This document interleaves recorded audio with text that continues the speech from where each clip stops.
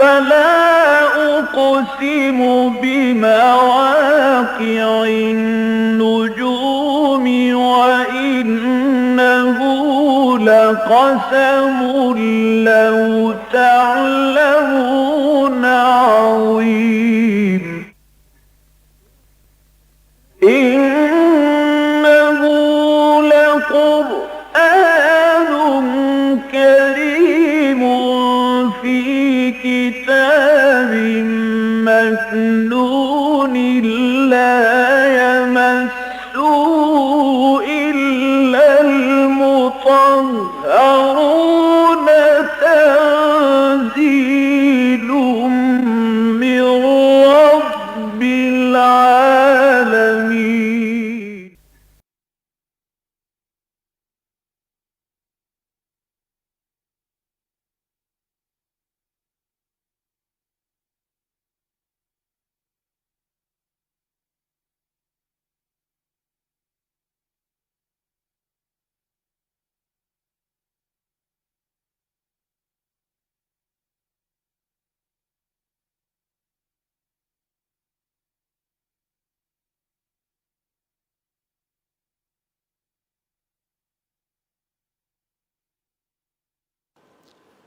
نحمده ونصلي على رسوله الكريم اما بعد فقد قال الله تبارك وتعالى كما ورد في سورة المائدة اعوذ بالله من الشيطان الرجيم بسم الله الرحمن الرحيم يا ايها الذين آمنوا ليبلونكم الله بشيء من الصيد تناله ايديكم ورماحكم ليعلم الله من يخافه بالغيب فمن اعتدى بعد ذلك فله عذاب أليم صدق الله العظيم رب اشرح لي صدري ويسر لي أمري واحلل عقدة من لساني يفقهوا قولي اللهم ربنا ألهمنا رشدنا وأعذنا من شرور أنفسنا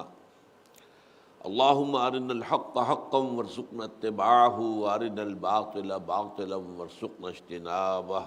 آمین یا رب العالمین۔ سورہ مائدہ کل 16 رکوع پر مشتمل ہے، جن میں سے 12 رکوع ہم اس سے پہلے پڑھ چکے ہیں۔ آخری کے جو 4 رکوع ہیں وہ دو رکوعوں کے 2 گروپس کے اندر ہیں۔ 13واں اور 14واں جو رکوع ہیں اس میں کچھ احکام جو اس سورہ مبارکہ کے شروع میں آئے تھے ان کے ضمن میں مزید تفاصیل ہے، اور جو آخری 2 رکوع ہیں 15واں اور 16واں ان میں خاص طور پر جو اس سورہ مبارکہ میں اہل کتاب میں سے بالخصوص گفتگو ہوئی تھی نصارہ کے ساتھ، عیسائیوں کے ساتھ، وہ در حقیقت 2 رکوع جو ہیں وہ اس کے تکملے پر مشتمل ہے۔ یہ چیزیں کہ جو اب 13ویں اور 14ویں رکوع میں آ رہی ہیں، یہ چونکہ زیادہ تر احکام پر مشتمل ہے جن کی بہت زیادہ تفصیل کی ظاہر بات و درس قرآن کے اندر جو ہے وہ اس کی گنجائش نہیں ہوتی، نہ اس کا محل ہوتا ہے، لہٰذا ہم انشاءاللہ آج جو ہے کوشش یہ ہوگی کہ یہ دونوں رکوع جو ہیں آج ہم پڑھ لیں۔ سب سے پہلے فرمایا یا ایھا الذین آمنوا لیبلونکم اللہ بشیء من الصید تنالہ ایدیکم ورماحکم لیعلم اللہ من یخافہ بالغیب۔ اے ایمان والو، لازماً آزمائے گا تمہیں اللہ کچھ شکار کے ذریعے سے، جس تک کہ آسانی سے پہنچ جائیں گے تمہارے ہاتھ بھی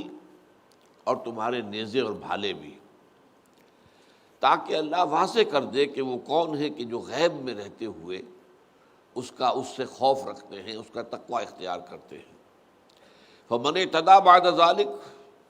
تو جو کوئی اس کے بعد بھی حد سے تجاوز کرے گا فلہ عذاب علیم، تو اس کے لیے دردناک عذاب ہے۔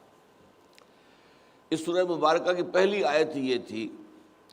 یا ایھا الذین آمنوا اوفوا بالعقود احلت لکم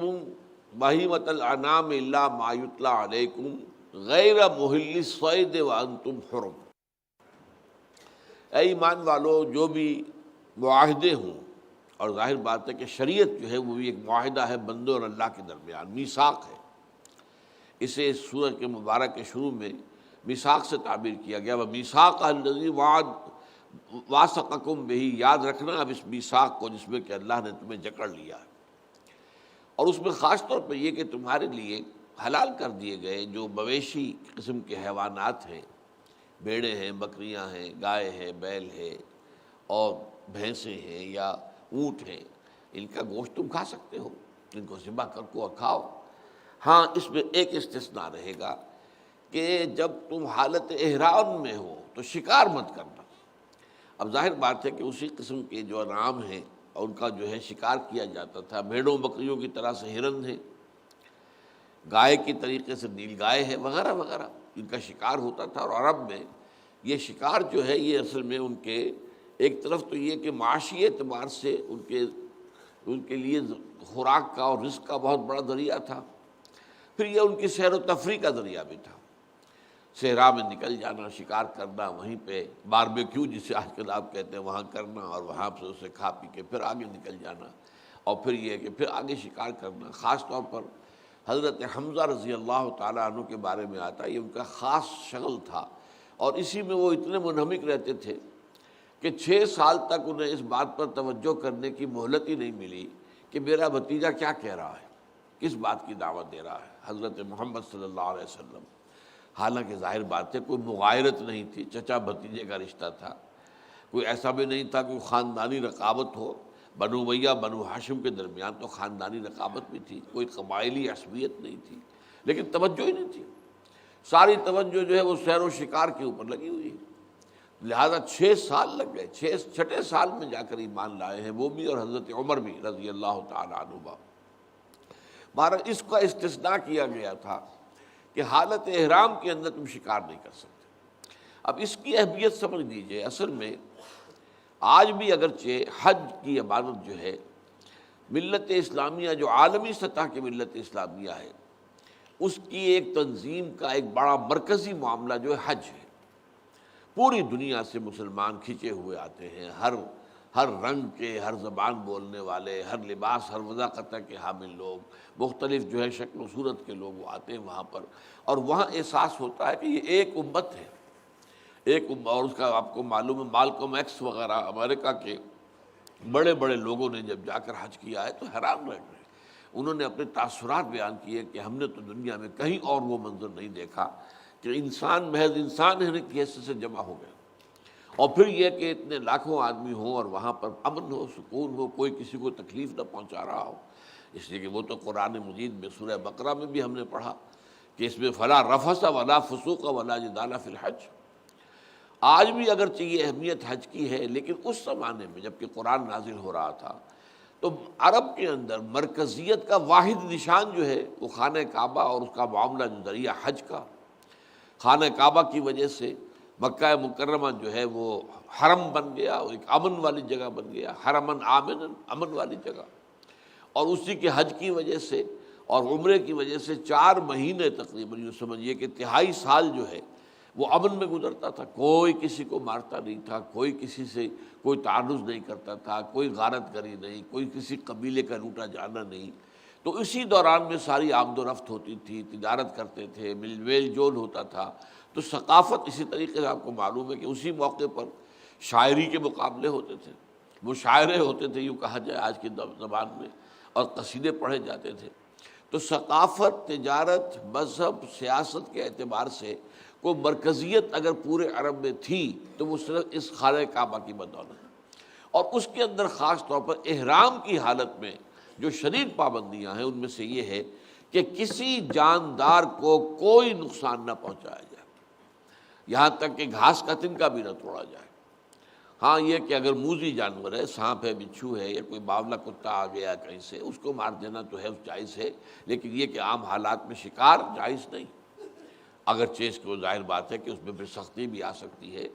کسی وقت ہو سکتا ہے کہ آپ کے پاس رسد کم ہو گئی ہو، اب کھانے کو کچھ نہ ہو سوائے شکار کے، اس موقع پر جو ہے اصل امتحان ہوگا کہ اللہ تعالیٰ کے حکم کو سامنے رکھتے یا نہیں رکھتے، یہ امتحان ہوتا لیبلوکم، اس لیے لفظ یہ آیا ہے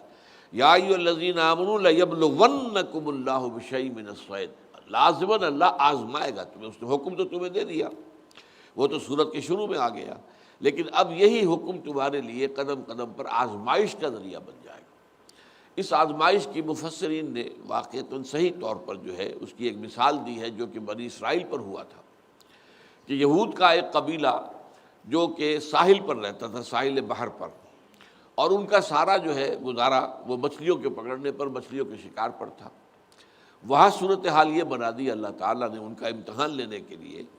کہ مچھلیوں کو بھی اندازہ ہو گیا کہ ہفتے کا ایک دن ایسا ہے جس میں ہمیں کوئی کچھ نہیں کہتا، یوم سبت، اور باقی 6 دن جو ہے وہ ہماری شامت آتی ہے، ہمیں پکڑا جاتا ہے۔ تو وہ اس ہفتے کے دن تو آتی تھی، ساحل کے قریب اٹکیلیاں کر رہی ہیں، خوب چھلانگیں لگا رہی ہیں، اور یہ غریب جو ہے ساحل پر کھڑے دیکھ رہے ہیں کہ ہم پکڑ نہیں سکتے، ہم شکار نہیں کر سکتے، یہ یوم سبت ہے۔ لیکن بقیہ 6 دنوں میں وہ گہرے پانیوں میں چلی جاتی تھی۔ ظاہر بات ہے کہ اس زمانے میں گہرے پانی میں جا کے مچھلی کا پکڑنا تو ممکن نہیں تھا۔ آج کا نظام تو نہیں ہے، بڑے بڑے ٹرالے جو ہیں ٹنوں مچھلیاں لے کر آتے ہیں گہرے پانی سے، تو وہ تو ظاہر بات ہے کہ اس وقت نہیں تھی۔ تو وہ آزمائش ان کی ہوئی، تو وہ جو ہے اس میں فیل ہوئے، ان کے اندر جو ہے ایک بڑی تعداد ایسے لوگوں کی نکلی جنہوں نے ہیلا بنا لیا ایک، کہ ہفتے کے روز مچھلی پکڑی تو نہیں،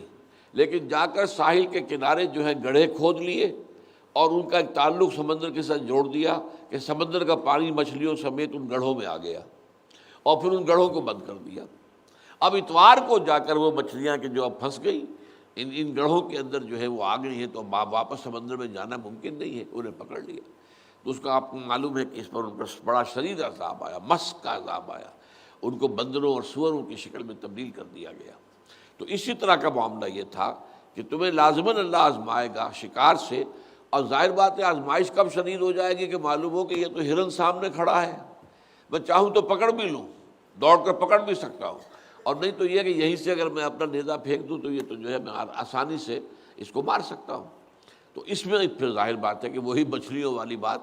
کہ وہ ہفتے کے روز آ رہی ہیں شرعاً، چھلانگیں لگاتی ہوئی سمندر کے اندر لوگوں کے سامنے، اور باقی 6 دن جو ہے وہ غائب ہیں۔ تو وہ معاملہ ہوگا تم پر، لِيَعْلَمَ اللَّهُ مَن يَخَافُهُ بِالْغَيْبِ، یہاں پہ اس کا لفظی ترجمہ تو ہوگا تاکہ اللہ جان لے، لیکن یہ کہ چونکہ اللہ تعالیٰ کا علم تو قدیم ہے، تو یہاں پر اکثر ایسے مقامات پر ترجمہ ہوتا ہے تاکہ اللہ واضح کر دے، ممیز کر دے کون ہیں وہ لوگ کہ جو اس کا تقویٰ اور اس کی خشیت اختیار کرتے ہیں غیب میں رہنے کے باوجود، کہ حکم ہے اللہ کا، نہیں پکڑیں گے، نہیں ان کو اس وقت جو ہے ماریں گے۔ فَمَنِ اعْتَدَىٰ بَعْدَ ذَٰلِكَ فَلَهُ عَذَابٌ أَلِيمٌ، تو جو کوئی بھی اس کے بعد جو ہے زیادتی کرے گا، تجاوز کرے گا اس حد سے، تو اللہ تعالیٰ اس کے لیے پھر بڑا دردناک عذاب ہے۔ یا ایھا الذین آمنوا لا تقتلوا الصید وانتم حرم، پھر تاکید کے ساتھ فرمایا اہل ایمان شکار مت مارو جبکہ تم حالت احرام میں ہو۔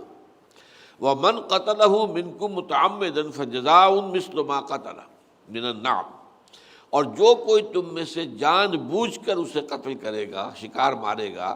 تو اس کو بدلہ دینا ہوگا، فدیہ دینا ہوگا ویسا ہی جانور حیوانات میں سے جیسا کہ اس نے قتل کیا ہے۔ ہرن کا شکار کیا ہے تو بکری یا میڈھا یہ اس کی جگہ پر دینا پڑے گا، نیل گائے کا شکار کیا ہے تو گائے دینی پڑے گی۔ تو گویا کہ اسی جانور کے ہم وزن اس کے آس پاس کا جو ہے جانور وہ اس کے بدلے میں پھر دینا پڑا ہوگا۔ اور اس کا یحکم بہ ذوی عدل منکم، دو تم میں سے جو واقعتاً صاحب تقویٰ لوگ ہوں اور جو کہ انصاف کی بات کرنے والے ہوں، وہ اس پر گواہی دیں گے، وہ فیصلہ کریں گے کہ اب یہ ہرن مارا ہے تو اس کی جگہ کیا دینا ہوگا، اور نیل گائے ماری ہے تو اس کی جگہ کیا دینا ہوگا۔ ہدیم بالغ الکعبۃ، یہ ایک ہدی کا ہوگا معاملہ، یہ نیاز کا ہوگا جانور کہ جو کعبے تک پہنچا دیا جائے گا۔ یہ چونکہ آپ نے احرام کی حالت میں جو ہے وہ قانون شکنی کی ہے، لہذا اب اس کا جو ہے بدلہ جو ہے وہ کعبے تک پہنچایا جائے گا اس جانور کو اس کے بدلے میں۔ او کفارۃ طعام مساکین، یا پھر اس کا کفارہ یہ ہو جائے گا کہ تم کھانا کھلاؤ مسکینوں کو۔ اس کی شکل یہ بتائی گئی ہے فقہ میں کہ اس جانور کا اندازہ کیا جائے، اس کی قیمت کتنی ہوگی، اس میں کتنا اناج آ سکتا ہے، اور پھر وہ جو ہمارا عید الفطر کا معاملہ ہوتا ہے فطرانہ، اس کے حساب سے کتنے مساکین میں تقسیم ہو سکتا ہے، اتنے مساکین کو کھانا کھلایا جائے۔ او عدل ذالک الصیام، یا اتنے ہی دن کے روزے رکھے جائیں، لیذوق وبال امرہ، تاکہ وہ چکھ لے مزہ اپنے کام کا، جو اس نے غلط حرکت کی ہے، جو شریعت کے حکم کی خلاف ورزی کی ہے۔ عفا اللہ عما سلف، یہ قانون قرآن مجید کا مستقل ہے، اللہ تعالیٰ نے معاف کر دیا جو ہو چکا۔ یعنی اس حکم کے آنے سے پہلے آپ کو معلوم ہے کہ یہ سورہ مائدہ جو ہے احکام شریعت کے ضمن میں آخری صورت ہے، تکمیلی صورت۔ تو ان احکام کے آنے سے پہلے جو بھی تم کر چکے ہو، غلطی ہو گئی ہے، خطا ہوئی ہے، وہ اللہ تعالیٰ معاف فرما دے گا۔ وَمَنْ عَادَ فَيَنْتَقِمُهُ اللَّهُ مِنْهُ، تو جو کوئی اعادہ کرے گا، دوبارہ وہی حرکت کرے گا، تو اللہ تعالیٰ اس سے انتقام لے گا، اس سے بدلہ لے گا، اس سے عذاب دے گا۔ وَاللَّهُ عَزِيزٌ ذُو انتقام، اور جان لو کہ اللہ تعالیٰ زبردست ہے، بالا دست ہے، وہ جو چاہے کر لے، اور وہ انتقام لینے والا ہے، بدلہ لینے والا ہے، اپنے احکام کی خلاف ورزی کا پر جو ہے سزا دینے والا ہے۔ وَأُحِلَّ لَكُمْ صَيْدُ الْبَحْرِ وَطَعَامُهُ مَتَاعًا لَكُمْ، اب اس میں بھی ایک استثناء کیا جا رہا ہے۔ دریائی شکار جو ہے، سمندری شکار، مچھلیوں کا شکار اور یا سمندری اور آبی جانوروں کا شکار، اس کو مستثنیٰ رکھا گیا ہے۔ احل لکم صید البحر وطعامہ متاعا لکم وللسیارہ، وہ تمہارے لیے ذریعہ خوراک بھی بنے گا، اور یہ کہ یہ اپنے کسی قافلے کے ساتھ جو ہے اس کو تم رکھ کر لے بھی جا سکتے ہو کہ بھئی یہ مچھلیاں شکار کی ہیں، آگے لے چلو، آگے کہیں ضرورت پڑ سکتی ہے خوراک کی۔ وَحُرِّمَ عَلَيْكُمْ صَيْدُ الْبَرِّ مَا دُمْتُمْ حُرُمًا، لیکن خشکی کا شکار تم پر حرام کر دیا گیا جب تک کہ حالت احرام میں رہو، جب تک کہ وہ احرام کھلے گا نہیں، خشکی کا شکار جو ہے وہ جائز نہیں ہوگا۔ وَاتَّقُوا اللَّهَ الَّذِي إِلَيْهِ تُحْشَرُونَ، اور تقویٰ اختیار کرو اس اللہ کا جس کی طرف تم گھیر کر لے جائے جاؤ گے، یعنی یہ کہ قیامت میں تمہیں جمع کیا جانا ہے، اللہ کے حضور میں کھڑے ہو جاؤ گے، تم کہ یوم یقوم الناس لرب العالمین، جبکہ تمام انسان جو ہے تمام جہانوں کے پروردگار کے سامنے کھڑے کر دیے جائیں گے، تو اس کا جو ہے خوف اپنے دل میں رکھو۔ اب اس کے ساتھ ہی کعبے کا معاملہ اور کعبے سے متعلق جو چند چیزیں شعائر اللہ میں داخل ہیں۔ کعبہ بہت بڑا شعیرہ ہے اللہ کا، اور کعبے کے ساتھ ہی آپ کو معلوم ہے کہ جیسا کہ فرمایا گیا سورہ بقرہ میں کہ یہ جو صفا اور مروہ ہیں، ان الصفا والمروہ من شعائر اللہ، یہ بھی شعائر اللہ میں سے۔ اسی طرح قربانی کے جانور کو بھی شاعر کہا گیا سورہ حج کے اندر، اور خاص طور پر ان کے گلے کے اندر جو ہے وہ باندھ دیے جاتے تھے، پٹے باندھ دیے جاتے تھے تاکہ لوگوں کو معلوم ہو جائے، اور کوئی بھی ایسے جانور کے ساتھ جو ہے وہ کوئی تعرض نہ کرے اور اس کے اوپر کوئی تعدی نہ کرے کہ جس کے گردن کے اندر پٹا پڑا ہوا ہو۔ جعل اللہ الکعبۃ البیت الحرام قیاما للناس والشہر الحرام والہدی والقلائد، اللہ تعالیٰ نے قرار دیا ہے کعبے کو، جو بیت الحرام، کہ وہ بہت ہی محترم گھر ہے اللہ تعالیٰ کا، قیاما للناس، یہ لوگوں کے اندر نظام کو قائم کرنے کا ذریعہ ہے۔ وہ جو میں نے ابتدا میں عرض کیا تھا کہ عرب کی پوری ثقافتی زندگی، پوری معاشرتی زندگی، پوری مذہبی زندگی، پوری سیاسی زندگی، تمام تجارتی سلسلہ یہ حج کے ساتھ وابستہ تھا۔ اس وقت تو یوں سمجھیے کہ عرب کی اور جو ہے وہ اجتماعی زندگی کا سب سے بڑا جو نشان ہے، سب سے بڑا سمبل اور سب سے بڑا ذریعہ جو ہے وہ بیت اللہ شریف اور اس کا حج تھا۔ تو اللہ تعالیٰ نے اسے لوگوں کے اندر ایک نظام کے قائم کرنے کا ذریعہ بنا دیا ہے۔ اسی طرح والشہر الحرام، جو حرمت والے مہینے ہیں، 3 مہینے ہیں جو حج کے لیے، شوال، ذوالقعدہ، ذی الحج، اور 1 مہینہ جو ہے وہ عمرے کے لیے، تو سال میں یہ 4 مہینے جو ہے یہ گویا کہ محترم قرار دے دیے گئے تھے کہ ان میں کوئی لڑائی نہیں ہوگی، کوئی جو ہے جنگ نہیں کی جائے گی، کوئی لوٹ مار نہیں ہوگی، کوئی غارت گری نہیں ہوگی۔ والہدیہ والقلائد، اور ہدی کے جانور جو ہیں جو نیاز کعبہ کے لیے جا رہے ہوں اور جن کے گلوں کے اندر، جن کی گردنوں کے اندر پٹے پڑے ہوئے ہوں، یہ ساری چیزیں اللہ نے مقرر کی ہیں، اللہ تعالیٰ کی طرف سے طے شدہ ہیں، اسے ہلکا نہ سمجھو۔ اب ظاہر بات ہے کہ قرآن مجید میں جو بات آ گئی ہو وہ ہمیشہ کے لیے ہے، اگرچہ یہ کہ ایک خاص پس منظر ہے، عرب کا ایک جو ہے ان کا ایک خاص ثقافت اور ان کی ایک معاشرت، ایک خاص سیاست، اس سب کے اعتبار سے جو مقام تھا، آج وہ مقام تو ظاہر بات ہے کہ بیت اللہ کا نہیں رہا، لیکن یہ ضرور ہے کہ عالمی سطح پر مسلمانوں کی وحدت کا نشان تو وہی ہے۔ وہیں جا کر میں جب پہلی مرتبہ گیا تھا 1962 میں، تو جو میں نے پہلے سے بھی جانتے تھے ہم کہ کعبے کے گرد لوگ کھڑے ہوتے ہیں، لیکن وہاں جو نقشہ دیکھا جس طریقے سے کہ صفیں بندھی ہوئی ہے اور وہ کعبے کے گرد اور سب کے سب کھڑے ہوئے، وہ کندھے سے کندھا ملائے ہوئے شیعہ بھی ہے، سنی بھی ہے، حنفی بھی ہے، مالکی بھی ہے، شافعی بھی ہے، اہل حدیث بھی ہے، سب کے سب کالے بھی ہیں، گورے بھی ہیں، پیلے بھی ہیں، سرخ رو بھی ہیں، سب کے سب لوگ کھڑے ہوئے۔ یہ جو ایک نشان پڑتا ہے اور اس کا تاثر قلب پر قائم ہوتا ہے، وہ آج بھی وہ یقیناً بہت ہی وہ انسان کے لیے متاثر کن بات ہے۔ لِتَعْلَمُوا أَنَّ اللَّهَ يَعْلَمُ مَا فِي السَّمَاوَاتِ وَمَا فِي الْأَرْضِ،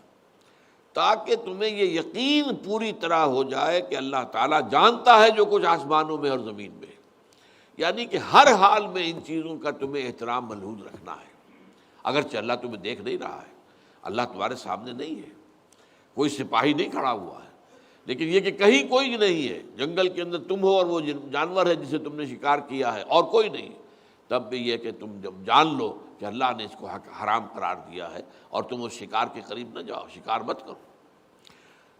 ان اللہ یعلم ما فی السماوات و ما فی الارض وان اللہ بکل شیء علیم، اور یہ کہ اللہ تعالیٰ ہر چیز کا علم رکھتا ہے۔ اعلموا ان اللہ شدید العقاب، جان لو کہ اللہ تعالیٰ سزا دینے میں بھی بہت سخت ہے، وان اللہ غفور الرحیم، اور ساتھ ہی اللہ تعالیٰ غفور الرحیم بھی ہے، بخشنے والا بھی ہے۔ اب یہ تمہارا طرز عمل ہے جو طے کرے گا، تم اللہ تعالیٰ کے ساتھ اللہ کی طرف سے کس سلوک کے مستحق ہو، یہ تمہارا عمل طے کرے گا۔ اللہ تو عذاب دینے میں بھی سخت ہے، وَاعْلَمُوا أَنَّ اللَّهَ شَدِيدُ الْعِقَابِ وَأَنَّ اللَّهَ غَفُورٌ رَحِيمٌ، اور اللہ غفور بھی ہے، بخشنے والا ہے اور رحم فرمانے والا ہے۔ مَا عَلَى الرَّسُولِ إِلَّا الْبَلَاغُ وَاللَّهُ يَعْلَمُ مَا تُبْدُونَ وَمَا تَكْتُمُونَ۔ اب احکام کی آیات کا سلسلہ جب چل رہا ہوتا ہے تو بیچ میں کوئی حکمت کا موتی جو ہے وہ بھی آ جاتا ہے، وہ آیت جس کے اندر کہ عظیم دین اور حکمت کا معاملہ جو ہے اور فلسفہ دین کا، فرمایا ما علی الرسول الا البلاغ، جان لو ہمارے رسول کے ذمے صرف بات کے پہنچا دینے کی اور کوئی ذمہ داری نہیں، تم پر عمل کرانا اس کا کام نہیں ہے، عمل کرنا تمہارا کام ہے۔ تم مانو تسلیم کرو تو جزا پاؤ گے اللہ کے ہاں، نہیں مانو گے سزا پاؤ گے دنیا میں بھی آخرت میں بھی، اگر دنیا میں نہیں آئے بھی تو آخرت کے اندر تو شدید ترین عذاب آئے گا۔ لیکن رسول کے بارے میں جان لو ما انت علیہم بمسیطر، جب حضور صلی اللہ علیہ وسلم کو، اور یہ اس آیت کے اندر ایک دلجوئی ہے حضور کے لیے، جب لوگ انکار پر اڑے ہوتے تھے تو حضور کو کچھ اندیشہ ہوتا تھا، جیسے کہ ہر شریف انسان کو ہوگا کہ کہیں مجھ سے کوئی کمی تو نہیں ہو رہی ہے، کہیں میرے طریقے تبلیغ میں کوئی خامی تو نہیں ہے، کہیں ایسا تو نہیں ہے کہ میری کوئی کوتاہی ہے جس کی وجہ سے یہ لوگ نہیں مان رہے۔ تو اس کے لیے بار بار قرآن میں آتا ہے نبی آپ کے ذمے اس کے سوا کچھ نہیں ہے، آپ مانتا علیہم بمسیطر، آپ ان کے اوپر کوئی داروغہ تو نہیں، کوئی ذمہ دار نہیں ہے، آپ سے کوئی پوچھ گچھ نہیں ہو رہی ہے اس بات کی۔ ما علی الرسول الا البلاغ، پوچھا جائے گا، جیسا کہ اس سورہ مبارکہ کے آخری حصے میں آئے گا، جیسا کہ میں نے کہا ہے حضرت عیسیٰ علیہ السلام سے اللہ تعالیٰ جو سوال کریں گے قیامت کے دن اس کا ذکر آئے گا، تو وہاں پوچھا جائے گا رسول سے کہ آپ نے پہنچا دیا تھا، اور رسول عرض کریں گے اللہ تعالیٰ کی بارگاہ میں، اے اللہ جو پیغام تیرا آیا تھا میں نے پہنچا دیا تھا۔ یہی وجہ ہے کہ حجۃ الوداع میں حضور نے جو 1.25 لاکھ کا مجمع تھا اس سے گواہی لے لی، الا هل بلغت، تو کیا میں نے پہنچا دیا یا نہیں؟ اور جواب میں پورے مجمع نے کہا بیک زبان، انا نشہد انک قد بلغت الرسالۃ وادیت الامانۃ ونصحت الامۃ وکشفت الغمۃ، ہاں حضور ہم گواہ ہیں، آپ نے رسالت کا حق ادا کر دیا، آپ نے امانت کا حق ادا کر دیا، آپ نے امت کی خیر خواہی کا حق ادا کر دیا، آپ نے گمراہی کے جو گھٹا ٹوپ اندھیرے ہیں ان کے پردے چاک کر دیے، آپ نے اپنا کام کر دیا۔ تو پھر حضور نے انگشت شہادت سے آسمان کی طرف اشارہ کیا، پھر لوگوں کی طرف، اللہم اشہد، اے اللہ تو بھی گواہ ہے، یہ مان رہے ہیں۔ اور یہ در حقیقت اس باس پرس کے لیے کہ جو قیامت کے دن ہونی ہے، تو فَلَنَسْأَلَنَّ الَّذِينَ أُرْسِلَ إِلَيْهِمْ وَلَنَسْأَلَنَّ الْمُرْسَلِينَ، ہم پوچھ کر رہیں گے قیامت کے دن ان سے بھی جن کی طرف ہم نے رسولوں کو بھیجا، اور پوچھ کر رہیں گے رسولوں سے بھی۔ پہلے رسولوں سے سوال ہوگا آپ لوگوں نے پہنچا دی تھی بات کہ نہیں، اور وہ کہیں گے اللہ، اے اللہ پروردگار ہم نے پہنچا دی تھی۔ تو یہ اس کے بعد جو ہے فرمایا ما علی الرسول الا البلاغ واللہ یعلم ما تبدون وما تکتمون، رسول پر تو ذمہ ہے صرف پہنچا دینا، حق تبلیغ ادا کر دینا، باقی اللہ جانتا ہے جو تم چھپاتے ہو اور جو تم ظاہر کر کے کرتے ہو سب جانتا ہے۔ ایک منافقت کی شکل بھی ہوتی ہے کہ ظاہر میں تو اللہ کے فرمان بردار ہیں، اندر جو چھپا ہوا روگ ہے دلوں کے اندر، فی قلوبہم مرض فزادہم اللہ مرضا، تو اللہ تعالیٰ جو کچھ ظاہر تم کر رہے ہو، تمہارا جو طرز عمل ہے اس کو بھی جانتا ہے، جو کچھ تمہارے اندر چھپا ہوا ہے اسے بھی جانتا ہے۔ قل لا يستوي الخبيث والطيب ولو اعجبك كثرة الخبيث، اب یہ بھی حکمت کا ایک بہت بڑا موتی ہے۔ اے نبی ان سے کہہ دیجئے ناپاک اور پاک برابر نہیں ہوتے، چاہے تمہیں ناپاک شے کی کثرت جو ہے وہ متاثر کر دے، یہ ہے ایک انسانی کمزوری۔ اگر ایک کام بہت بڑے پیمانے پر ہو رہا ہو، بہت لوگ اس میں لگے ہوئے ہوں، تو ایک اثر پڑتا ہے کہ بھائی یہ واقعی بات کو اچھی ہوگی، اس میں کہ اتنے لوگ لگے ہوئے ہیں، اور انسان اسی رنگ کے اندر اپنے آپ کو بھی رنگ لیتا ہے۔ جو برائی کسی زمانے میں ہوتی تھی اب وہ فیشن کے درجے میں آ گئی۔ اب ظاہر بات ہے کہ لوگوں کو وہ اپنے زمانے کے رنگ کے ساتھ، چلو تم ادھر کو ہوا ہو جدھر کی، وہ اس کو اختیار کرتے ہیں۔ فرمایا یہ معیار نہیں ہے، کوئی شے کثیر ہو لیکن ناپاک ہو، غلاظت ہے، ٹنو ہے، وہ تو غلاظت ہی رہے گی، اور اگر کوئی تولے اور ماشے بھر جو ہے بھلی چیز ہے، پاک چیز ہے، وہ یقیناً اس سے بہتر ہے۔ یہ نہیں ہے کہ کوئی چیز زیادہ ہو تو اس چیز سے تم متاثر ہو جاؤ۔ اسی طریقے سے ایک وقت ہوتا ہے، اور خاص طور پر آپ کو معلوم ہے پورے 10 برس حضور کے اس کیفیت میں گزرے ہیں، جو آپ پر وحی کے آغاز سے لے کر سن 10 نبوی تک کہ غلبہ تھا کفر کا، کثیر ترین لوگ تو کافر تھے، اہل ایمان تو گنے چنے تھے۔ لہذا وہاں اصل معیار کیا ہے، وہ یہ ہے کہ حق کیا ہے، باطل کیا ہے۔ باطل پر پوری نوع انسانی جمع ہو جائے، ہمیں اسے قبول نہیں کرنا۔ یہی ہماری در حقیقت اللہ تعالیٰ اور اس کی شریعت کے ساتھ وفاداری کا ثبوت ہوگا کہ جو چیز حق ہے ہم اس پر قائم رہیں۔ اور یہی در حقیقت امتحان جو ہے وہ انتہائی بلند اور انتہائی سخت شکل میں دجال کی صورت میں آئے گا، کہ اس کے ہاتھ میں اتنی قوتیں ہوں گی، اتنے کرشمے وہ دکھائے گا، ایسے ایسے کرتب دکھائے گا، ایسے ایسے کہ یہ معجزات دکھائے گا کہ بڑے سے بڑے آدمی جو ہے ان کے بھی پاؤں جو ہے ڈگمگا جائیں۔ اس وقت ایمان پر قائم رہنا یہ در حقیقت بہت گہرے رسوخ والا ایمان والے شخص جو ہوگا وہی قائم رہ سکے گا۔ تو یہ فرمایا قل لا يستوي الخبيث والطيب ولو اعجبك كثرة الخبيث فاتقوا الله يا اولي الالباب لعلكم تفلحون، تو اللہ کا تقوی اختیار کرو اے ہوش مندو، اے عقل مندو، اللہ کے تقوی کی روش اختیار کرو تاکہ تم فلاح پاؤ۔ یا ایھا الذین آمنوا لا تسألوا عن اشیاء ان تبد لکم تسؤکم، اے اہل ایمان مت سوال کرو ان چیزوں کے بارے میں کہ وہ اگر تم پر ظاہر کر دی جائیں تو یا تو ترجمہ ہوگا تمہیں بری لگیں گی، یا یہ کہ یہ تمہارے حق میں برائی ثابت ہوگی۔ یہ ایک خاص جو ہے کمزوری ہوتی ہے بعض مذہبی مزاج کے لوگوں کے اندر، کھود کرید، مین میخ نکالنا، اور پھر سوال در سوال، سوال در سوال، سوال در حضور اگر ایسا ہو جائے تو کیا ہوگا، بے حضور اگر ایسا نہیں ایسا ہو جائے تو کیا ہوگا۔ اس کی بڑی شدت کے ساتھ مذمت آئی ہے۔ اللہ نے جو بیان کر دیا، اللہ کے رسول نے جو بیان کر دیا، اکتفا کرو، اور اس کے اندر جو ہے خام خواہ کے سوالات جو ہیں کھود پرید کر کے، اب اس میں 2 شکلیں ہوتی تھیں۔ ایک روایت یہ بھی آتی ہے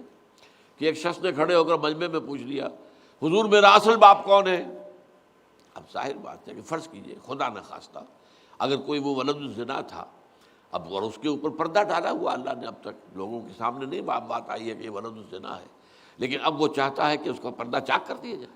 اگر وہ چاک کر دیا جائے گا تو اسے اچھا لگے گا یا برا لگے گا؟ لیکن خواب کا سوال کرنا، جس چیز پر پردہ پڑا ہوا ہے اس کو پردہ پڑا رہنے دو، جو چیز چھپی ہوئی ہے اسے چھپا رہنے دو۔ اور دوسری طرف اسی سے یہ ہوتا تھا کہ شرعی احکام کے اندر زیادہ جو ہے باریکیوں میں جانا، سوال کر کے نتیجہ کیا ہوتا تھا کہ جہاں اللہ اور اس کے رسول نے سکوت اختیار کیا تھا، وہ سکوت جو ہے اس کے اندر وسعت تھی لوگوں کے لیے کہ وہ یہ کوئی شکل اختیار کر لے اس کے بارے میں، چونکہ کوئی نص تو ہے نہیں۔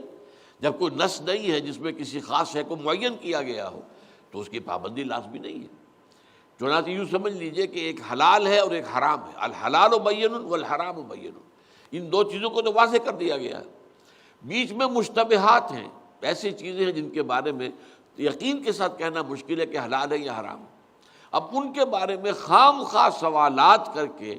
اور ان میں سے کچھ چیزوں کے بارے میں اگر جواب دے دیا جائے گا تو پھر اگر اللہ کے رسول کی طرف سے جواب آ گیا تو وہ تو ابدی قانون بن جائے گا، وہ ہمیشہ ہمیشہ کے لیے لاگو ہو جائے گا۔ تو یہ بھی در حقیقت ایک فتنے کو ہوا دینے کی ایک شکل ہے۔ بہت سی چیزیں دین میں ایسی ہیں کہ جن میں اجمال جو ہے وہ بڑی نعمت ہے۔ مثلا میں دیکھتا ہوں کہ بہت بڑے بڑے فتنے ہمارے ہاں اس بات پر چل رہے ہیں کہ عالم برزخ کے بارے میں طے کر رہے ہیں۔ حضور صلی اللہ علیہ وسلم قبر میں بالکل اسی طرح زندہ ہیں جیسے کہ دنیا میں تھے، یا ایک رائے یہ ہے کہ نہیں، بس ایک عالمی ایک برزخی زندگی ہے، ٹھیک ہے، ہمیں اس کا شعور نہیں ہے، لیکن اس کے بارے میں جو ہے وہ فتنہ ہے۔ ہمارے ہاں عام طور پر جو دیوبندی جو مکتب فکر ہے اس کے اندر بھی شدید ترین رفٹ اس کی وجہ سے پیدا ہو گیا۔ تو فرمایا گیا ان معاملات کے، اسی طرح جو احکام فقہی ہیں ان میں اللہ اور اس کے رسول نے جہاں پر بھی خاموشی اختیار کی ہے اسے سمجھنا چاہیے کہ یہ امت کے حق میں نعمت ہے۔ چنانچہ میں آپ کو 2 حدیثیں سنا رہا ہوں۔ حضور نے فرمایا ان اعظم المسلمین فی المسلمین جرما، مسلمانوں میں سے مسلمانوں کے بارے میں سب سے بڑا مجرم وہ ہے من سأل عن شیء لم یحرم علی الناس، جس نے کسی ایسی چیز کے بارے میں سوال کیا جو لوگوں پر حرام نہیں کی گئی تھی، فحرم من اجل مسئلتہ، تو اس کے سوال کی وجہ سے حرام کر دی گئی۔ خاموشی تھی تو آپ کے لیے راستہ کھلا تھا، آپ اسے استعمال کریں نہ کریں، اس پر عمل کریں نہ کریں، آپ کا اختیار ہے، خاموشی ہے، شریعت خاموش ہے۔ لیکن اب آپ نے ایک سوال کر کے ایک بات پکی کروا لی تو اب اس سے جو پابندی ہو جائے گی، گویا کہ پابندیوں میں جو ہے اضافہ کرنا یہ شریعت کو کوئی پسندیدہ شے نہیں۔ چنانچہ ایک صاحب نے اسی طرح کھڑے ہو کر پوچھ لیا، جب حج کی فرضیت کا حکم آیا، حضور کیا ہر سال حج فرض ہے؟ حضور نے خاموشی اختیار کی، اپنا رخ دوسری طرف پھیر لیا۔ انہوں نے پھر سوال کیا، حضور کیا ہر سال حج فرض ہے؟ حضور نے پھر جو ہے آپ نے بے اعتنائی برتی، تیسری مرتبہ پھر سوال کیا، پھر آپ نے غصے میں جواب دیا، اگر میں ہاں کہہ دوں تو وہ حج تم پر فرض ہو جائے گا اور پھر تمہارے لیے جو ہے اس کو پھر پورا کرنا مشکل ہو جائے گا۔ بس اللہ نے ایک چیز چھوڑ دی، حج فرض ہے، اللہ اللہ خیر صلی اللہ۔ اب آپ ایک سے زائد کر سکتے ہو کیجئے، اگر نہیں کر سکتے تو ایک حج کر لیا، وہ فرض ہو گیا، ادا ہو گیا۔ تو یہ چیزیں جو ہے یا ایھا الذین آمنوا لا تسألوا عن اشیاء ان تبد لکم تسؤکم وان تسألوا عنها حین ینزل القرآن تبد لکم، اور اگر وہ تم پوچھو گے ان کے بارے میں جبکہ قرآن ابھی نازل کیا جا رہا ہے، تو ظاہر بات ہے بات واضح کر دی جائے گی، سوال کا جواب آ جائے گا، اور قرآن میں آ گیا اور حضور نے بتا دیا تو وہ چیز جو ہے معین ہو جائے گی، پھر اس کی پابندی لازم ہو جائے گی۔ عفا اللہ عنہا، دیکھو ان چیزوں کے بارے میں اللہ نے عفو و درگزر سے کام لیا ہے، انہیں معاف کیا ہے، انہیں تمہارے لیے چھوڑ دیا ہے، تمہاری آزادی اس کے اندر رکھ دی ہے۔ واللہ غفور حلیم، اور اللہ تعالیٰ بہت مغفرت کرنے والا اور بہت ہی حلم والا ہے، بہت ہی تحمل ہے اس کی ہستی کے اندر۔ اب اس موضوع پر بھی ایک حدیث ہے، ان اللہ فرض فرائض فلا تضیعوها، دیکھو لوگوں اللہ نے کچھ چیزوں کو فرض قرار دیا ہے تو انہیں ضائع مت کرو۔ نماز فرض ہے، 5 وقتہ فرض ہے، کوئی ایک نماز بھی ضائع نہیں ہونی چاہیے، اس لیے اللہ کا فرض ہے۔ ان اللہ فرض فرائض فلا تضیعوها وحرم حرمات فلا تنتهكوها، اور کچھ چیزوں کو اس نے حرام قرار دیا ہے ان کی بے حرمتی مت کرو، اس حرمت کو مت توڑو، اس میں کوئی رکھنا مت ڈالو۔ وحد حدودا فلا تعتدوها، اور بہت سے حدود معین کر دی ہے ان سے تجاوز مت کرو۔ وسکت عن اشیاء من غیر نسیان، اور بہت سی چیزوں کے بارے میں سکوت اختیار کیا ہے نسیان کی وجہ سے نہیں، یہ نہیں کہ اللہ بھول گیا تھا،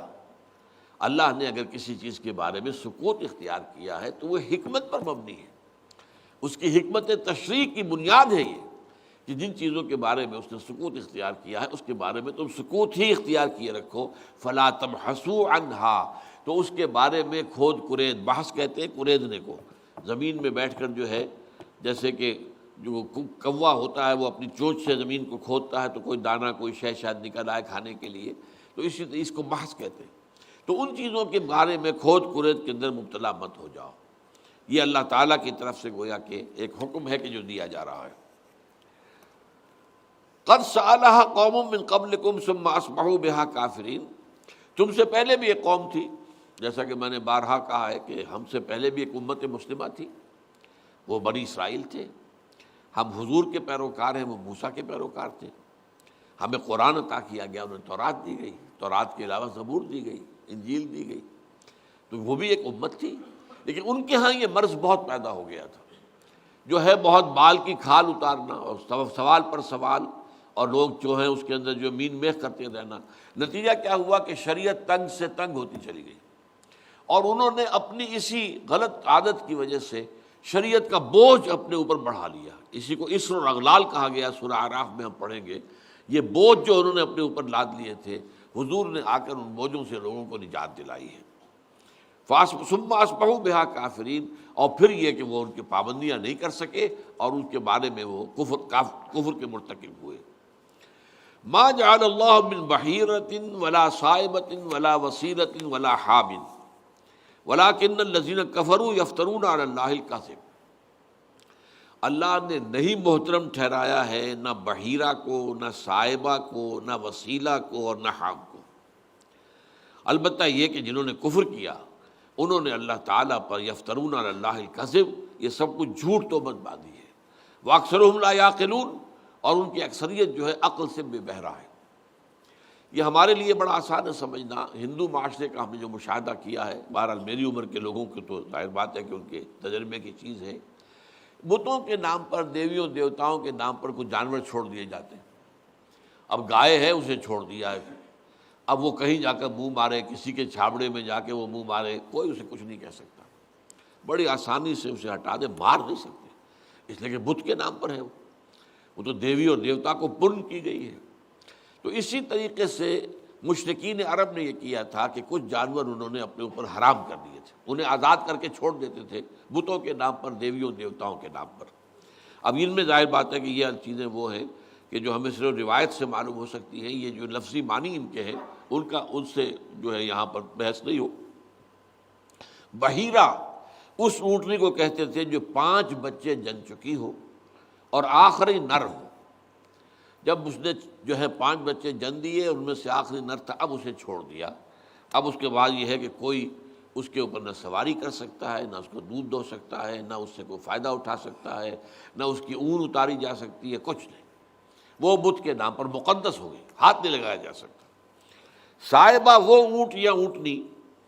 جو کسی منت کے پورا ہونے پر یا کسی شکرانے کے طور پر پن کر دی گئی ہو،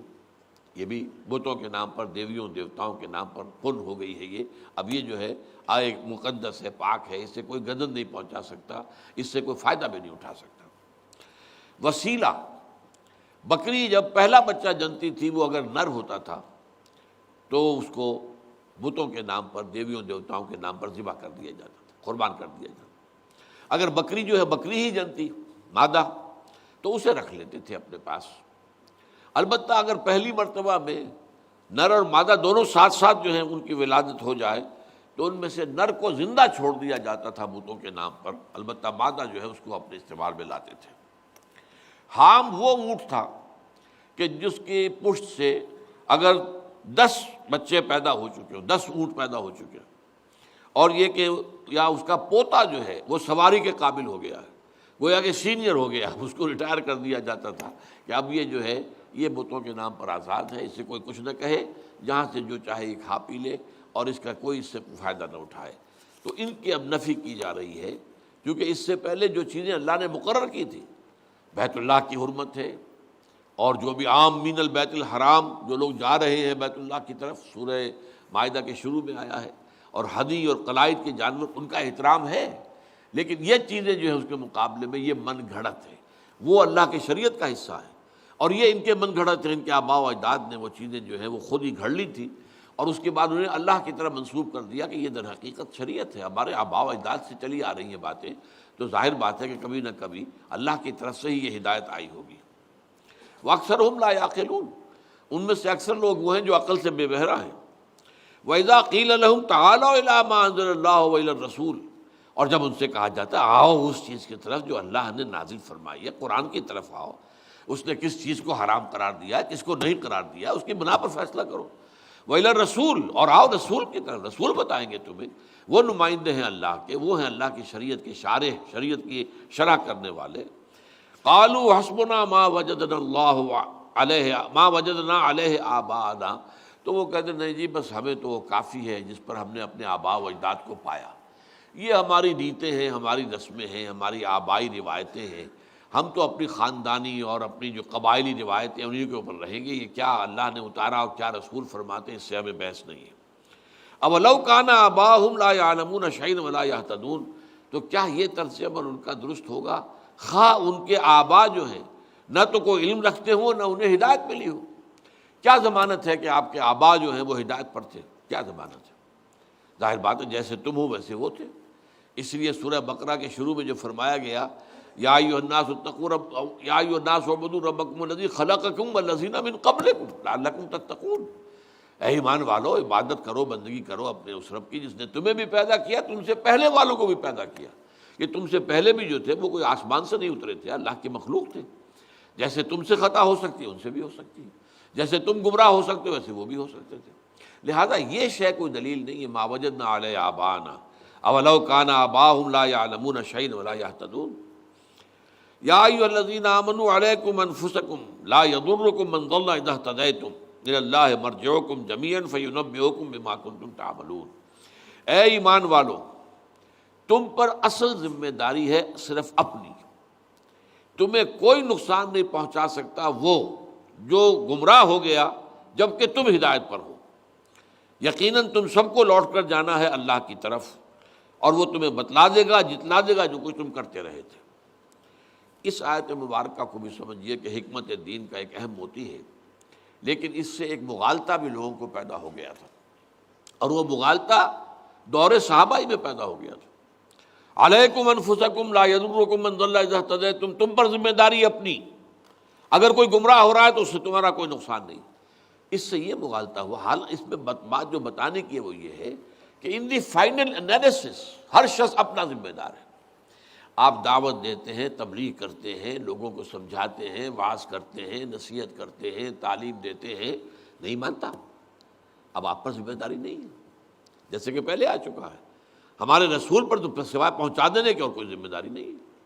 لیکن یہ مطلب نہیں کہ پہنچانے کی ذمہ داری نہیں ہے، پہنچانے کی ذمہ داری تو ہے۔ یا ایھا الرسول، ہم اسی صورت میں آیت پڑھ چکے ہیں، بلغ ما انزل الیک من ربک وان لم تفعل فما بلغت رسالتہ، اے نبی پہنچا دو جو کچھ تم پر نازل ہوا ہے تمہارے رب کی طرف سے، اور اگر اس میں کوئی کمی رہ گئی، کوتاہی ہوئی، تو پھر رسالت کا حق ادا نہیں ہوگا۔ وہ جو صحابہ نے کہا تھا انا نشہد انک قد بلغت رسالتہ، آپ نے تو رسالت کا حق ادا کر دیا، تو وہ اسی لیے کہ جو کچھ نازل ہوا ہے بلا کم و کاشت، کوئی کمی بیشی کے بغیر آپ نے پہنچا دیا۔ تو پہنچا دینے کی ذمہ داری ہے، وعظ کی، امر بالمعروف کی، نہی عن المنکر کی، دعوت کی، تبلیغ کی، یہ ذمہ داری ہے، اس سے بری نہیں ہو سکتے۔ لیکن یہ ہے کہ ہاں اس سب کے باوجود کوئی گمراہی پر اڑا ہوا ہے، کوئی قوم ہے نہیں مان کر دے رہی، نہیں سیدھے راستے پر آ رہی، تو اس کا وبال تم پر نہیں آئے گا۔ تم سے صرف یہ پوچھا جائے گا کہ تم نے حق تبلیغ ادا کیا، تم نے اپنی امکانی حد تک کوشش کی، بس اگر تم نے کی ہے تم سرخرو ہو جاؤ گے۔ باقی یہ کہ اس کے بعد جو بھی عمل قوم کا ہے، جو رد عمل ہے، اس کی ذمہ دار وہ ہے۔ تو یا ایھا الذین، اب غلطی یہ لگ گئی تھی صحابہ کو کہ شاید ہمارے ذمہ تبلیغ کی ذمہ داری بھی نہیں، تو حضرت ابو بکر رضی اللہ تعالیٰ عنہ نے خطبہ دیا ایک باقاعدہ اس موضوع پر، لوگوں میں دیکھ رہا ہوں کہ تم یہ آیت پڑھتے اور یہ مطلب سمجھتے ہو، اس کو مطلب یہ نکال رہے ہو کہ تم پر دعوت کی، تبلیغ کی، امر بالمعروف اور نہی عن المنکر کی کوئی ذمہ داری نہیں، یہ غلط ہے۔ تمہارے ذمے ہے پہنچا دینا، سمجھا دینا، بات کو عام کر دینا، حق تبلیغ ادا کر دینا، حق ابلاغ ادا کر دینا، یہ سارا کام جو ہے یہ تو تمہارے ذمے ہے۔ لیکن البتہ یہ ہے کہ پھر فائنل انالیسس میں ظاہر بات ہے کہ آدمی صرف اپنی جان کا ذمہ دار ہے، اس لیے اس کے لیے جواب دہی جو ہے وہ تو ہوگی اس اعتبار سے، وہ اپنے حق پر قائم رہے، ساری دنیا گمراہ ہو جائے اور اس کی پوری کوشش کے باوجود کوئی بھی جو ہے ہدایت پر نہ آئے، تو اس سے کوئی غضب نہیں پہنچے گا۔ لا یضرکم من ضل اذا اہتدیتم الی اللہ مرجعکم جمیعا، تم سب کو اللہ ہی کی طرف جمع ہونا ہے لازماً، فینبئکم بما کنتم تعملون، پھر وہ تمہیں جتلا دے گا جو کچھ کہ تم کرتے رہے تھے۔ اب ایک آخری حکم آ رہا ہے، اور وہ وصیت کے بارے میں۔ سورہ بقرہ میں وصیت کا جو ہے حکم آیا تھا، لیکن البتہ یہ ضرور ہے کہ جب سورہ نساء کے اندر آیتیں نازل ہو گئیں جن میں کہ جو احکام تھے جو کہ وراثت کے آ گئے، تو وصیت لازم نہیں رہی۔ البتہ 1/3 کے اندر وصیت کا معاملہ جو ہے وہ ہو سکتا ہے، لیکن یہ ہے کہ بعض حالات ایسے ہو سکتے ہیں کہ وصیت آپ کرنا چاہیں اور بعض اوقات ایسے بھی ہے کہ آدمی جو ہے سفر میں گیا ہوا، اس کے پاس کوئی مال بھی ہے، اور وہیں جو ہے اس کی موت کا وقت آ گیا ہے، تو وہاں کسی کو وہ امین بنائے گا، وصی بنائے گا، وصیت دے گا، وہ مال حوالے کرے گا کہ یہ میرے ورثاء کے تک پہنچا دینا، تو اس کے ضمن میں احکام دیے جا رہے ہیں۔ یا ایھا الذین آمنوا شہادۃ بینکم اذا حضر احدکم الموت حین الوصیۃ اثنان ذوا عدل منکم، اے ایمان والو تمہارے مابین شہادت کا نصاب جب کہ تم میں سے کسی کی موت کا وقت آ جائے تو وصیت کے وقت اثنان ذوا عدل منکم، تم ہی میں سے دو ہونے چاہیے معتبر شخص مسلمان۔ یہ پرائرٹی نمبر 1 ہے، مسلمان ہی جو ہے در حقیقت وہ اس کو گواہ بنایا جا سکتا ہے، اور مسلمان ہی کی گواہی جو ہے وہ اولاً معتبر ہوگی، لیکن ایک استثناء ہے، او آخران من غیرکم، یا پھر دو ہی افراد تم میں سے غیر جو ہیں، یعنی جو غیر مسلم ہیں، ان انتم ضربتم فی الارض فاصابتکم مصیبۃ الموت، اگر تم جو ہے زمین میں سفر پر نکلے ہوئے ہو، کسی قافلے کے ساتھ گئے ہوئے ہو، اور وہ جو وہاں پر جو ہے اس حالت کے اندر جو ہے کہ جہاں پر کہ تم اجنبی ہو، کوئی جاننے والا نہیں ہے، کوئی مسلمان نہیں ہے، ایک غیر مسلم ملک میں پہنچے ہوئے ہو، تو وہاں یہ کہ ظاہر بات ہے کہ اب مسلمان اگر جو گواہ دستیاب نہیں ہے تو جو غیر مسلم ہیں وہ دو، او آخران من غیرکم ان انتم ضربتم فی الارض، اگر تم سفر پر ہو زمین میں، فاصابتکم مصیبۃ الموت، اور تم پر موت کا وقت جو ہے آن پہنچے، موت کی گھڑی آ پہنچے، موت کی مصیبت تم پر آ پہنچے، تحبسونہما من بعد الصلاۃ، ان دونوں کو روکو نماز کے بعد۔ اب یہ خاص طور پر ذکر ہو رہا ہے مسلمان جب کوئی ہیں جو کہ جن کو گواہ بنایا جا رہا ہے، تو اس صورت میں یہ کرو کہ انہیں کسی نماز کے بعد مسجد میں روک لو، وہاں ان سے قسم لو، فیقسمان باللہ، اور پھر وہ قسم کھائیں اللہ کی، ان ارتبتم، بشرطے کہ تمہیں کوئی شک ہو، یعنی تم نے حتی الامکان جو ہے اچھے سے اچھے معتبر گواہ ہیں، لیکن پھر بھی تمہارا دل ٹھک نہیں رہا ہے، اور تم چاہتے ہو کہ ذرا بات پختہ ہو جائے کہ یہ میری وصیت میں کوئی رد و بدل نہیں کریں گے، کوئی اس کے اندر خرابی نہیں کریں گے، کوئی کسی کی حق تلفی نہیں کریں گے، کسی کی ناجائز جو ہے جانبداری نہیں کریں گے، تو پھر یہ احتیاط کرو، تحبسونہما من بعد الصلاۃ، نماز کے بعد مسجد میں۔ ظاہر بات ہے کہ خاص ماحول، ویسے تو یہ کہ ہر مسلمان کے اوپر ہر وقت اللہ تعالیٰ کا تقویٰ جو ہے اس کی کیفیت طاری ہونی چاہیے، لیکن ظاہر بات ہے کہ جگہ جگہ کا فرق ہے، مسجد ہے، اللہ کی عبادت کا گھر ہے، مقام ہے، اور پھر یہ کہ نماز ابھی پڑھی ہے، نماز کے فوراً بعد فیقسمان باللہ ان ارتبتم، اگر تمہیں ان کے بارے میں کوئی شک تھا تو تم اب ان سے قسم لے لو، لا نشتری بہ ثمنا قلیلا ثمنا ولو کان ذا قربا، وہ قسم کائے کی کھائیں گے ہم نہیں خریدیں گے اس کے عوض کوئی قیمت، چاہے کوئی قرابت دار ہو، ولا نکتم شہادت اللہ انا اذا لمن العاصمین، اور ہم نہیں چھپائیں گے اللہ کی گواہی کو، اگر ہم ایسا کریں گے تو یقیناً گناہ گار ہوں گے۔ یعنی یہ کہ ان کو یہ کہنا ہوگا کہ ہم نہ تو کوئی اس سے اس وصیت کے اندر کوئی خیانت کر کے کوئی خود فائدہ اٹھائیں گے، کوئی اس کے اندر کسی سے رشوت لے کر اس وصیت میں کوئی ترمیم نہیں کر دیں گے، یہ گویا کہ اپنی گواہی کو بیچنا ہو گیا، لا نشتری بہ ثمنا ولو کان ذا قربا، اور اسی طریقے سے کوئی خاص قرابت دار ہے اس کی جانبداری نہیں کریں گے، ولا نکتم شہادت اللہ، اور اب اس گواہی کو شہادت اللہ کا قرار دیا جا رہا ہے، یہ اتنی معمولی بات نہ سمجھو، یہ اللہ تعالیٰ کی طرف سے ایک ذمہ داری ہے، ایک امانت ہے، یہ شہادت جو ہے یہ اللہ تعالیٰ کی امانت ہے تمہارے پاس، لا تکتم شہادت اللہ انا اذا لمن العاصمین، اگر ہم ایسے ہوں گے تو یقیناً اگر ایسا کریں گے تو ہم گناہ گار ہوں گے، ہم اس کی سزا کے حقدار ہوں گے۔ فَإِنْ عُثِرَ عَلَىٰ أَنَّهُمَا اسْتَحَقَّا إِثْمًا، پھر اگر کہیں اس بات کی اطلاع ہو کہ ان دونوں نے تو گناہ کمایا ہے، غلط بات کر رہے ہیں، یعنی فرض کیجئے کہ وارث کھڑے ہو جائیں اور وہ کہیں کہ صاحب یہ تو جو گواہی دے رہے ہیں یہ درست نہیں ہے، ہمارے پاس ایک دوسری گواہی موجود ہے، دوسرے ذرائع موجود ہیں، دوسری شہادتیں ہیں، ہم وہ پیش کرتے ہیں، تو ان عُثِرَ فَإِنْ عُثِرَ عَلَىٰ أَنَّهُمَا اسْتَحَقَّا إِثْمًا، اگر یہ اندیشہ ہو، یہ گمان ہو، یہ اطلاع پہنچے کہ ان دونوں نے تو واقعتاً گناہ کمایا ہے، گناہ جو ہے انہوں نے اس وصیت کے اندر تبدیلی کی ہے، اس کے اندر جانبداری سے کام لیا ہے، اس میں ظلم کیا ہے، ناانصافی کی ہے، فآخران یقومان مقامہما، تو پھر اب دو اور آدمی کھڑے ہوں جو کہ ان کے مقام ہی پر کھڑے ہوں گے، من الذین استحق علیہم الاولیان، ان لوگوں میں سے جن کی حق تلفی کی ہوگی پہلے دو گواہوں نے۔ وہ اولیان تو وہی ہیں، پہلے تو وہی ہے، اصل میں تو حق انہی کا تھا، انہی کو جو ہے وصی بنایا تھا جو مورث ہے اس نے، لیکن یہ ہے کہ اب ان کے بارے میں اگر یہ گمان ہے اور مقابلے کے اندر جو ہے وہ رسا میں سے کوئی جو ہے وہ کھڑا ہوتا ہے دعویٰ لے کر کہ انہوں نے غلط گواہی دی ہے، تو ہمارے پاس جو گواہی ہے وہ ہم پیش کرتے ہیں۔ فآخران یقومان مقامہما من الذین استحق علیہم الاولیان فیقسمان باللہ، پھر وہ بھی قسم کھائیں اللہ کی، لشہادتنا احق من شہادتہما، ہماری گواہی زیادہ حق پر ہے، زیادہ درست ہے، زیادہ صحیح ہے ان کی گواہی سے۔ لشہادتنا احق من شہادتہما وما اعتدینا، اور ہم نے ہرگز کوئی جو ہے زیادتی نہیں کی ہے، ہم جو بات کہہ رہے ہیں درست کہہ رہے ہیں، غلط نہیں کہہ رہے۔ انا اذا لمن الظالمین، اگر ایسا ہو تو اللہ کے نزدیک پھر ہم ظالم ہوں گے، ہم سزا کے مستحق ہوں گے، وہ جو بھی اللہ کا عذاب ہوگا وہ پھر یقیناً جو ہے وہ ہمارے لیے درست ہوگا۔ ذالک ادنیٰ ان یأتوا بالشہادۃ علی وجہہا، یہ صورتحال جو ہے کہ دو قسموں کی جگہ دو گواہوں کی قسموں کا توڑ جو ہے دو گواہوں کی قسموں سے ہو سکتا ہے۔ یہ ایسے ہی ہے کہ جیسے آپ کو معلوم ہے کہ اگر کوئی شوہر جو ہے اپنی بیوی کے اوپر زنا کا الزام لگائے تو اگرچہ کوئی اور گواہ نہیں ہے اس کے پاس، فرض کیجئے اس نے بچشمے خود دیکھا ہے، گواہ کوئی اور نہیں، تو اب کیا کرے؟ وہ 4 مرتبہ اللہ کی قسم کھائے اور کہے کہ میں یہ گواہ جو میں بات کہہ رہا ہوں یہ صحیح کہہ رہا ہوں۔ یہ 4 قسمیں جو ہے 4 گواہوں کے قائم مقام ہو جائیں گی۔ خاص معاملہ یہ شوہر اور بیوی کا ہے۔ عام حالات میں زنا میں 4 چشمدید گواہ درکار ہیں زنا کے اس بات میں، لیکن اگر معاملہ شوہر کا ہے اور اگر وہ کہہ رہا ہے کہ میں نے خود دیکھا ہے،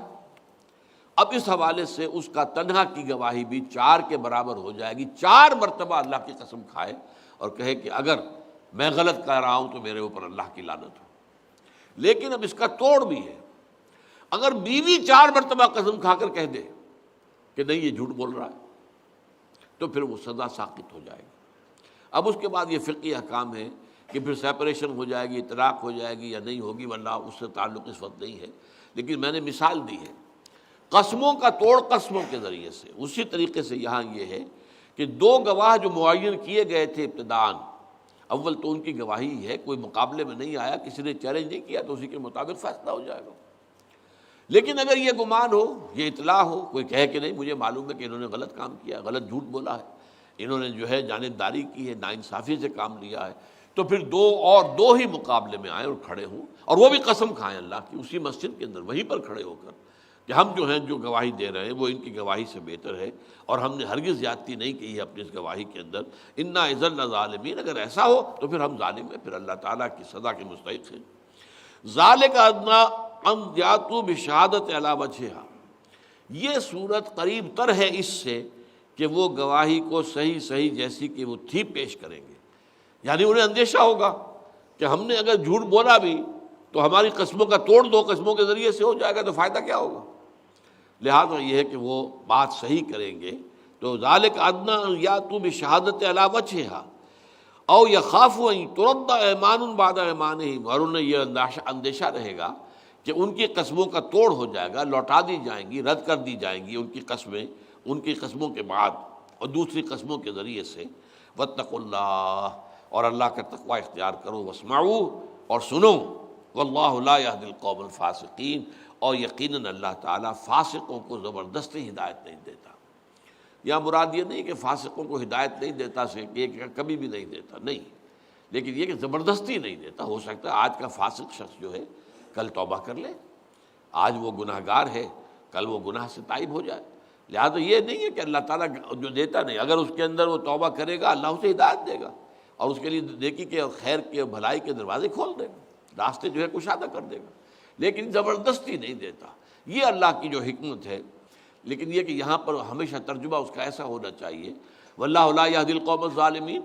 واللہ لا یہدی القوم الفاسقین، واللہ لا یہدی القوم الکافرین۔ اس کا یہ مطلب نہیں ہے کہ اللہ کافروں کو فاسقوں کو ہدایت نہیں دیتا، نہیں، زبردستی ہدایت نہیں دیتا۔ ہاں اگر ان کے اندر طلب پیدا ہو جائے اور وہ خود سیدھے راستے پر آنے کے لیے ان کے اندر ایک آمادگی ہو جائے تو پھر اللہ تعالیٰ ان کے لیے بھلائی کے راستے کھولتا چلا جائے گا، انہیں ہدایت دیتا رہے گا۔ بارک اللہ لی و لکم فی القرآن العظیم ونفعنی وإیاکم بالآیات والذکر الحکیم۔